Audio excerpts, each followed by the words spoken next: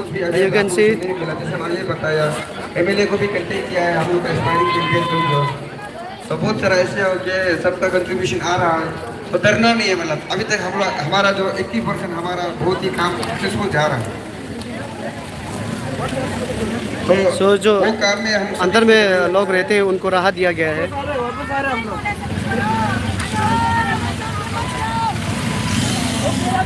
और ऐसे हाँ जो जा रहा है उसको देख के रखो। आपको कोई फ्रेंड सर्कल ऐसा कोई यहाँ पे नहीं जा रहा है ना, उसको देख के रखो। ऐसे इंसान को ना कल को देखना है, जो चला जाता है ना वो देखना है, देख के रखो, कोई ना कोई तो होगा जो हॉस्टल में ऐसे बैठ के मजे कर रहा है ना, और जो ऐसे हम लोग को या सोशल मीडिया में कमेंट पास कर रहा है और मेम्स भी बना रहा है। एक तो मेरा दोस्त है, उसका मेम्स देख के बहुत दुख लगा। अरे इतना हम सभी के लिए कर रहा है, पोस्टपोन करेगा तो क्या उसका इंडिविजुअली क्लिक करेगा, सभी का होगा ना, तो क्यों ऐसा कमेंट करता है, मेम्स बनाता है, क्यों किसी के बारे में ट्रोल कर देता है।